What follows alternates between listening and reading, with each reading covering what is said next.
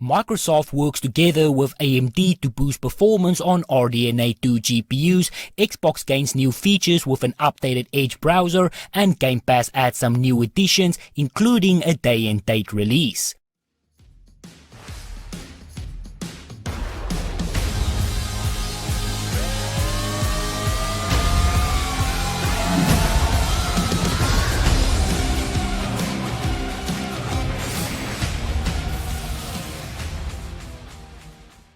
Welcome everybody and thank you for joining me. We have a few things to go over today, starting with Xbox Game Pass, who just added 4 more games to their lineup.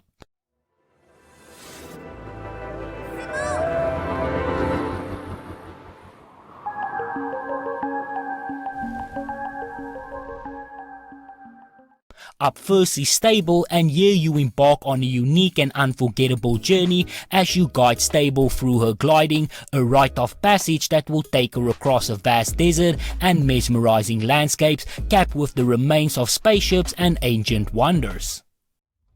Stop right there, Altera.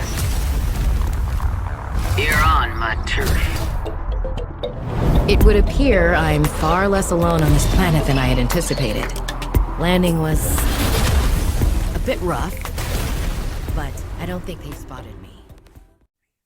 In Subnautica Below Zero, dive into the freezing underwater adventure of an alien planet. Below Zero is set 2 years after the original Subnautica, and you return to planet 4546b to uncover the truth behind the deadly cover-up. Survive by building habitats, creating tools, and diving deeper into the world of Subnautica.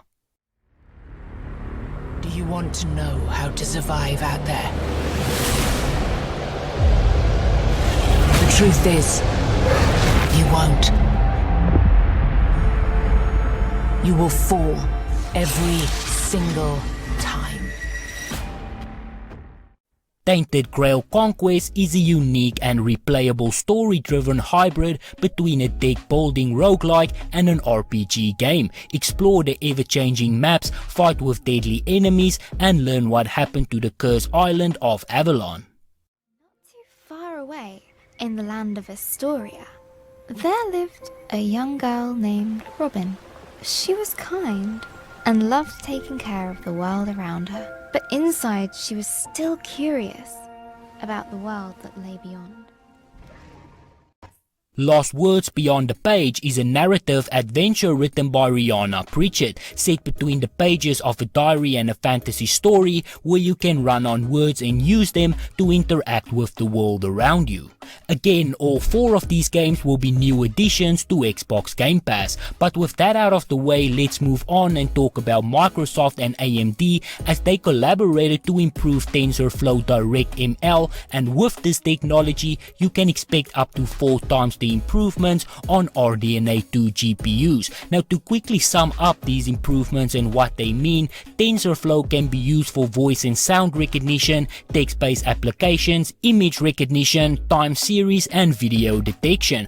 By improving this technology, developers can build better models where it is important, such as classification, perception, understanding, discovering, perception, and creation. So these latest improvements were specifically tested on the RX 6900 XT and the RX 6600 XT, but as I have said, these improvements will be on a multitude of different GPUs from Nvidia. Now, as per WCCF Tech, this GPU accelerated training works on any DirectX 12 compatible GPU and AMD Radeon, and Radeon Pro graphics cards are also fully supported. This provides customers with an even greater capability to develop ML models using the devices with AMD Radeon graphics and Microsoft Windows 10. These updates will let you benefit from all the performance improvements that both Microsoft and AMD have enabled through the development of TensorFlow DirectML, and will let you take Windows machine learning workflows when using AMD graphics to the next level.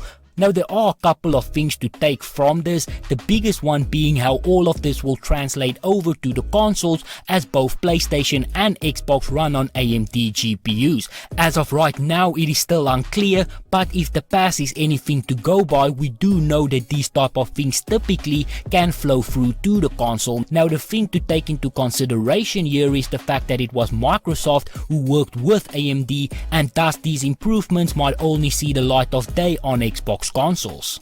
But then lastly, Xbox also gained a few new features with the latest update for the Edge browser. By this point we all know that the latest generation of consoles is moving more and more towards the PC spectrum, and by this point they pretty much are PCs. With the latest update that statement becomes even more true, as the Xbox Series and the One consoles will now support keyboard and mouse, as well as Google Stadia, Discord and web apps.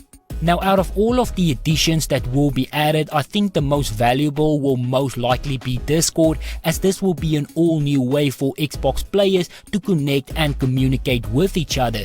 Now the keyboard and the mouse functionality will also be nice, but it will only be for in-app use and not for gaming, but it will still be a good addition, as now you will no longer have to type with your remote and can just use a keyboard and a mouse, which will make life a lot easier. But on that note, this is where I'm going to end it. So if you enjoyed this video, be sure to hit that like button. If you would like to see more videos like this, please consider subscribing, and as always, please remember to stay safe, wash your hands, don't touch your face, and I hope to see you again soon.